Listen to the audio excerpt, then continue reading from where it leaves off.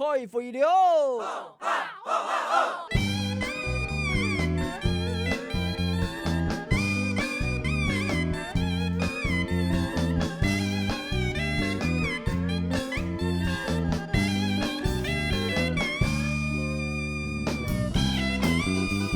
观众朋友，大家好，欢迎收看《村民太飞》，我是主持人陈明珍哦。最近呢，内政部长李凤燕讲，聊实体法，你就会聊立法院聊废弃嘅优先法案哦。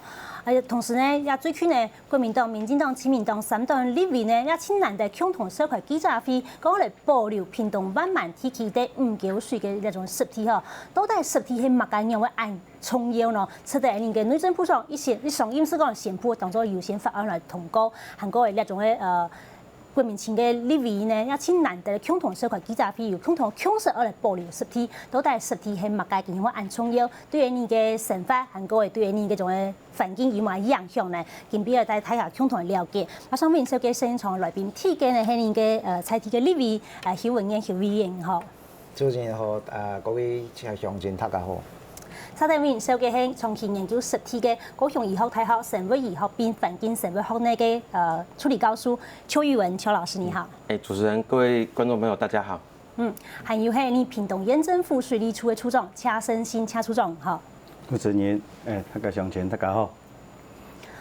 你哋講嚇，實體上去講，特別人講南美啦嚇，講做係太體嘅野味，佢都係強化水質、調節風水，古時都。1971年，也就民國60年的時間呢，到2年以後，到那種伊朗嘅拉姆薩呢地方呢，首可以做種國際實體嘅一種會議，也簽訂嘅隻國際實體公約。故所從嗰樣時開始呢，40年來，全球各地國際世界都重視實體嘅生態保育啊。我今日討論嘅那個地方呢，屏東萬萬嘅5九水實體呢，佢因為來一種假平台嘅政策呢。產生嘅共同嘅連結上問題啦嚇，到底係處理嘅政治工廠下保障人民嘅生命財產身家安全，較重要呢？有一個生態保育一定係做好嚟咧。那兩者之間有冇起得平衡？當天民眾有乜嘢意見呢？先聽聽新聞記者鏡頭去了解一下。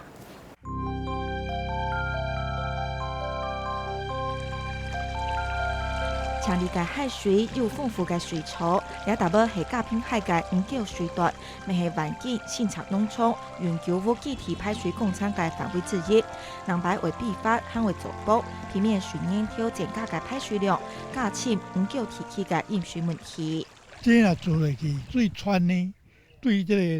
產業嘅耕作啊，是真有幫助啦。即擺水攏淹到遮啦吼。用到遮啦，這種有做有誒土木個留卡啲啊，啊個冚這個攏到遮啦，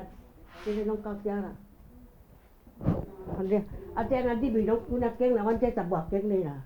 你咪到遐安尼啊。強用嘅飲水問題未影響到環境，政府近期按多年，禮拜認為行政人重建污染費嘅預算做得比法準夠，居民大部分認為亦係解決水災嘅機會。拓寬到有法度去改善這大水問題嘛。問題係為做工廠，可能就會破壞實體。同工之前，國民前3黨嘅立委老環保團體都年年處理國際實體業界業，都推別期盼公帑費，要求強期停止，還為通盤檢討工廠嘅必要性。你不要去貪圖什麼，你就是讓它就是一塊濕地，那已經。一切都完成了，濕地呢也是讓它成為它自己，其實就是最仁慈的政策。海水可以把這位萬金江赤山的5九水都可以保全的啊，一個挺好的方式。因為講，故說先掂下來，深深來考慮。可以講，你用工廠的破壞，因為同5九水邊的常常會不太水的地方，也真是我哋的好山好水，佢難得唔把體人嚟破壞，故說我哋該擔心。屏東縣水利處係表示講，從5福橋到假拼海嘅回流期，全長有735公尺，按上嘅比法到80米，強化排水功能。附案係用生態工法來做嘅，老影響講到最大，但係到排水、實體保育、老照顧農民生活嘅3樣方案。5九三期到民國97年，自天做全台灣第一則歷史記錄。環保團體都希望20個人貢獻為保產水嘅實體，唔會受到工廠破壞。南排做地发展变做实体共燃，用观光休闲嘅角度保留实体，也发展向前嘅提升。好，看下新闻样片这个提到哈，其实饮水的民众有饮水民众的痛苦啦哈，不过保留那种环境生态永续发展嘅民众要有嘅理想变想法。来看一下他那种黄桥水排水整治嘅计划图哈，主要是因为到新厂农场到新厂永续嘅设置基地，也主要是安顿啊88水灾、莫拉克风灾嗰种灾民的永久屋啦，所以去到两岛诶。嗰个旁顺呢是有个环境的支洪池嘅一厅梯，那当然是讲因为要饮水嘛，所以它会有个支洪池。那是讲最看到要强势两团铺粉呢，是两把整池的黄桥水的排水整池铺粉哦，所以到两地方呢，有一种诶水泥讲黄桥水的实体都要到诶，所以是讲。而整湿的时间势必会动到这个五沟水我们现在讲这个涌泉湿地啦，是说这个水利工程做下去之后，可能就会对我们的这个湿地会造成一个无法恢复的一个破坏啊，这是环保团体或者一些当地民众关心湿地的民众他们所认为的重点在这边。可是万金的民众也讲啊，赤山民众也讲啊，我们淹水淹到怕了哈，因为这边在上游地区很容易淹水哈，那怎么办呢哈？那2月15号，大家也都去现场会勘过。现在就先请教一下我们的这个谢处长，就讲，关于去会勘的时节哈，等于说糖豆民众意见系嘛该，你啊工厂敢有办法讲，像新闻样片讲的，请停下来，先来讨论一下，讨论有详细一下这样的施工呢？大家上前大家好哈，其实一间工厂对去年的3月份开始设计哈，设计有初稿的时节，都提6月份都提地方办说明会，也有邀请环保团体对现场来大家讨论啦哈。原来设计放出来30米发的河坝啦放出来，由于地方人士讲，迄咪讲来做过法啦加水桥莫去流动莫去打落去同现场讨论下游团5号桥下游团也同一段基础参详啦就是讲河啊冇讲无做过法啦也好啦所以后半面也有同环保团体来沟通也大家咧体态叫讲无都做到80米啦规个河坝都唔可以去提，原来迄屯3个样蜿蜒的河坝佢都唔可以去挖到安尼，有安尼沟通啦，但是。好像又还冇达到一定的目的样嘅啦，所以我哋要倾向讲按样嚟做，咱可以讲大家可以强下，又可以解决我哋老百姓浸水问题，又对生态又可以来保护还是讲大家嚟努力啦一讲掂下来冇做再嚟嘅。点一救的对你得了个时间压力嘛，因为马上那个洪汛期就来了。听球来的时候，大概在增加1年民众又要在哭安尼是看唔落去啦毕竟虽然你讲业务虽业务啦，没人业务啦虽业务嗰度家己要调和，要整理家庭这是一个尤其更加上下那个老人家我等嘅整理真是迄田外边咧拉无几个天数整理唔知整理够啦，有也个困难度啦好，刚才像上高许委员台湾你初中讲到移民咧省家财产轻重要啦不过你今日也有现场现勘啦刚才你说糖豆民众意见对本于嘛个想法无？他刚有讲过的呀，黄桥水的实体呢，生态环境相当的丰富了最主要讲其他地方保存客家庄的生态环境最另外一点生态的丰富超乎我们想象另外一方面呢是其他实体呢同人玩社区生发这个环境完全共用。印象里头，细时都喺度睇因為我媽媽又喺野村嘅人黃橋水人玩細戲我哋會坐3面茶嚟兩個阿 Q 碌卡嚟到去我哋會去嘅我哋西邊去搞嘛如果暗號嘅河川有暗號嘅水質尤其水嘅相當嘅淺。有嗰度黃嘅下左邊有看到蝦湖所以有種生態環境更加都非常難得。現在在台灣有安嘅生態環境應該相當幸福啦。嗰陣我哋希望也環境好好嚟保護。不过啦，当然我哋也了解当地民众关心佢哋成家这个财产的安全政府作为政府嘅行政机关，当然我哋一定要保护人民的生命财产、生命财产不过你让我讲可以同生命财产结合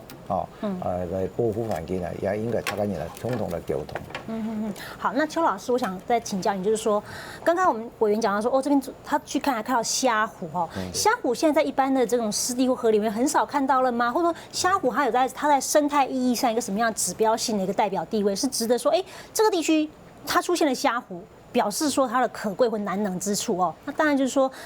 您有对这个地区的生态的多样的物种去做过了解了吗？跟我们报告一下好不好？好，主持人、各位乡亲大家好。然后，在我们刚刚有看到影片里面的五沟水嘛，然后我们可以看到那个水非常的干净，然后我们也会注意到说，在它的河岸两边其实有很多非常漂亮跟美丽的水生植物。那其实，在现在台湾的一个中低海拔的环境里面要兼顾到水干净，然后又兼顾到两岸没有被扰动过这么完整的栖地是相当少。然后在这样的浑然天成的环境，又加上我们一直有讲到说，这个地方的环境是涌泉。然后涌泉就是一个，它是来自大武山下的伏流水的涌泉这样子。对，大武山下伏流水的涌泉，所以说它就一路就拉到这边，刚好是我们的善前冲积扇涌出的地方。所以如果我们去想象，我们因为中低海拔的土地，大概台湾人这么多，都已经开发光了。对，然后附近可能又有很多的畜牧场跟小型工厂，然后水都是往溪里面去排的过程中，在这个地方忽然。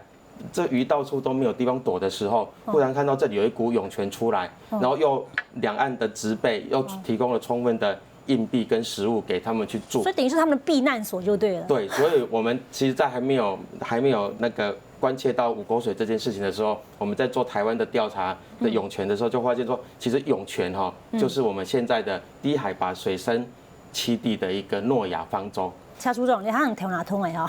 这个五沟湿地调，邱老师讲，今日无论在什么都用心，无论在吃不通都是在台湾看起来都是数一数二的但你哈，你讲的挺同道的那种的工厂的水利工厂，因为同道的地方嘛难免的，因为河巴当不流下来嘛，你动工的建嘛无可能讲。留下来嘅动工了解无挺同道的啦咁你到你下面对这样的问题，清醒嘅验证辅料片有冇该进一步的想法嘛？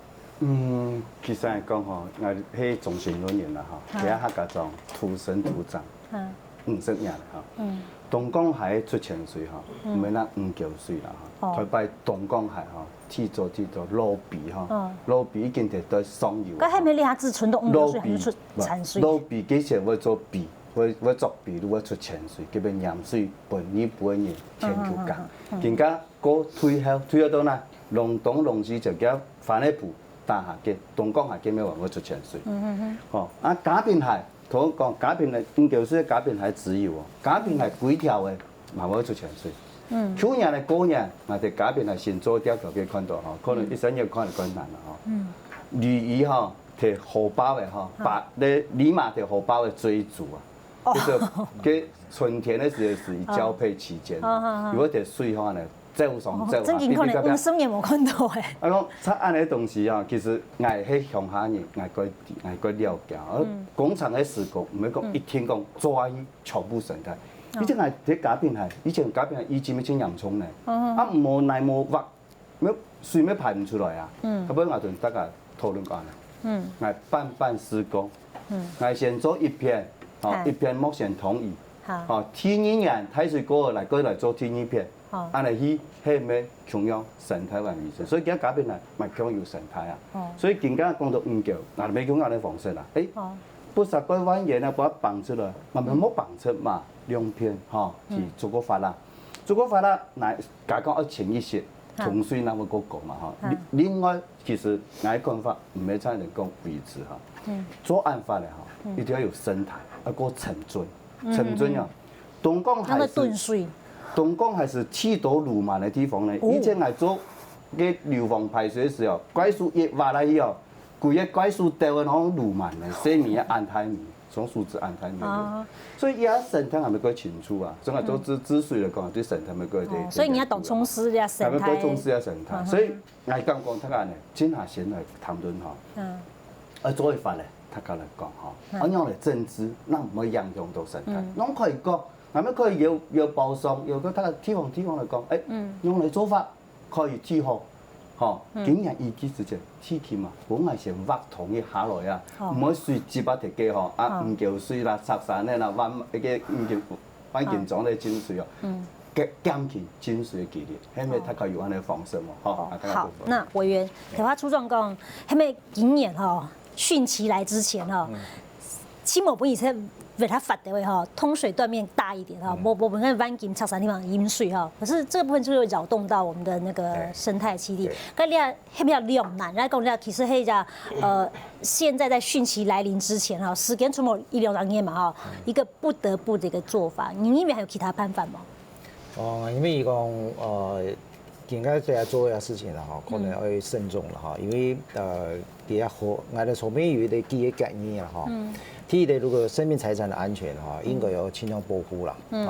当然，我哋有比较叫做地方政府嘅施工啊，有一天那个期限啊。对。第二时间内没有发包，还要赔偿这个厂商的工程款哦。另外一个是个5条水有的5号桥哈。五福桥啊，5福桥哈，也部分啊，喺咪可以尽量嗰做一些改善啊。通過嘅我哋初中嚟講，更加嘅發包施工設計啦，係佢做設計啦嚇。應該可以有瓶頸點係先解除啦嚇。第三面就講有嘅自然環境啊，盡量唔可以勞動啊，因為河床啊有幾多嘅生活的哈，像下湖我哋從未看到哈。你睇有勞動也冇辦法改變也生態環境啦，佢恢復也可能相當太困難啦。不過可能嘅滯洪池嘅部分啦，係咪可以嚟先嚟做？佢都分解佢做啦啊，因為太水來嘢嚇，滯洪池先發揮功能。嘅河川那個濕地嘅部分啊，慢一步嚟做改革，因為我哋係希望啊，有地方啊可以擴大徵收啦，就將佢作為一個自然公園濕地嘅公園，因為本來都會進水嘛，洪水平原啊，盡量去保護它也可以獲得相當的一個疏解嘅機會啊。當然也最後呢，我哋希望有溝通嘅機會啊，同監督嘅小組嚟他間嘅共同嘅監督嘅小組嚟成立應該對我哋一種生態環境同生命財產可以兼顧啦。好，唐太兩位你屏東自體，也做立法委員，也做行政官員，其實無共樣嘅意見，不過都會從屏東採體自體嘅心情對家鄉好嘅一心情出發。不過談一下當地民眾，5條水體嘅民眾，赤山灣景體嘅民眾對兩問題看法係乜嘅？啲水啊，見國見呢邊，喺天主見本見呢邊，本嚟啲嘢都順勢的啊，再冇作一個地方下去啊。哎，天就会本強，會影響啊我們的生計啊。讓農人太子見到，我哋良田哦，進本嚟哦，繼續進本哦，本沒有辦法呢，農民啊，沒有路好走啊。讓5福橋上面吼，有1條、2條、3條支流啊，對佢來到5福橋啊，佢橋梁十分大，按水量啊吼。海水來去無法度疏通，會變得對長度會去嘅，安尼。迄講係讓5福橋來做個河啊，做個河啊唄。安尼來5條水入水，如果冇乜嘅問題。生態保育目前係個重要，唔係講一半太水變咗扶持埋個都生態保育咧，唔係你計算咧。生態保育唔水叫佢整理好嘅，一個水槍。也水做自然會上去了。既然有一個按田園的一個滯洪功能的一個區塊提給，你怎麼唔必發揮一個功能，反而要去做一個疏洪道，直接把它的水排落去。一排唔落去，又咩提寫到提給？既然寫到提給，又讓這個濕地又重新啟動它的功能，那你這個工程不就等於是白做嗎？又浪費公帑。依家嘅生態工法係了解叫做直升包，然後用個蛇籠把護岸結起來，護岸結起來，那個钓蚵啊、黄蚵啊、水草啊去送转去，伊的资深包系讲，伊伫个工厂的期间，佮条草全部洗强强，黄蚵全部洗强强，没有好富裕啊，佮富裕嘛个，你就算有资深包，佢肯定唔会过恢复啊，因为环境。好，台湾看到你民众有无同样的想法啦哈。唔过先看一下，台湾讲到民众讲那种诶五福桥俩地方哈，有3条水啊，一条是因为五桥水嘅水准排水内桶，并五桥水嘅水准排水直线，能够加平台啦。3条河坝用三角水嘅地方哈，非是都係五福桥俩搭，所以你到迄只瓶颈点，台湾你嘅委员讲到，迄边五福橋迄种高山工厂嗰度进行哈。那个是讲今年汛期之前，迄边那种湾景嘅地方的志洪池哈，志洪池了大家先来走起了，起码太水落的时间到上游的时间，要志洪池所以先比先水先。对一下，莫一下子下到你状况来哈，所以你利用工厂可能迄你下你也咪讲，所以先来做的啦。唔过我想请教下处长讲，针对民众的讲法个委员讲法，你利用工厂的想要帮你做嘛？一个其他某种嘅想法，所以提出来本大家来讨论嘅。五福桥吼，我来改善也提双拜起头咩咧？我都对有人做报告，有人讲好。我哋已經做實機啦，嚇，實機工廠就做實機嘅。然後我哋咩剛剛喺汛期之前，嚇，就工廠5日在之前，開工廠來發包一橋都開來挖開來啦，嚇。當然我關心講要有4.5甲嘅土地要做自洪池嘅，嚇，要推動土地啦，嚇。但我哋協調，而家工廠係包含睇我哋要俾工廠地盤，我從下來做，一個先做，我對推動協調，輸嘅地盤起嚟。排下來，佢都可以來發嘅啦嚇。但是在工具裏邊講，水哈，所以講有一條哈，有一條路會更加流域池塘前面嗰條圳嘅，佢台北嘅干界圳，鹽水對啊，這邊鹽水來做干界也平原嘅嘅水路，嚇啊也路我哋嘅更加環境嘅水排入來嚇，也路拆散嘅水排入來，嚇所以。全部水都飛入條只位，其實水飛入條只，我哋更加看到係一個可怕事情啦。喺台北嚟講嗬，200年前嗬，也係一個好嘅事情，貨物全部集合條只位做買賣。貨物做買賣所以環境也5條水，咁我按到人事條只係。所以以地理環境嚟講嗬，當然石頭冇共用，發展都冇共用。唔過5條水要按好嘅流域池塘嚟嘅，呢個係乜嘅？一台北係一個千好嘅一個商業行為條只。哦，係。大家看事情嗬，所以我家上下台嗬，我對下啲環境嗬，我先是講在環境上嗬，環境上地方有嘅天主教。好，天主。我同阿先嚟講。天主教怎麼以怎麼這個呀？啊，怎麼就環境嘛？假如我哋平天人同山天人嗬，喺運貨物嘅地方啊，環境嘛。啊，運貨嘅地方，所以天主教堂嗬，基督教唔係精彩講住嘅地方去做基督教，要傳教一定係人潮過多就傳教。所以很多事情講在，我對環境、對文化講在我。談都啲嚇，啲客家文化繼續嚇。啊，請講下呢啲語言嚇。台灣呢處長講到5福橋嘅縣政府嗰邊報告，5月底我哋發包施工嚇。咁那個志洪池嘅部分，假使講嘅做法係同啲像那種嘅起地啊，唔係講咁困難嚇。唔過你那邊預算係來自88水災的重建委員會嘛哈？該重建委員會我們知道一般是3年了哈，今年是解編了哈。縣政府有種嘅錢冇用太壓力啦哈，但是你比起來也蠻用，是不是？這個科目的預算只能夠用在這個地方，哈。你部分係咪有它通用嘅判法，係委員那邊做嚟到大家思考嘅整體嘅。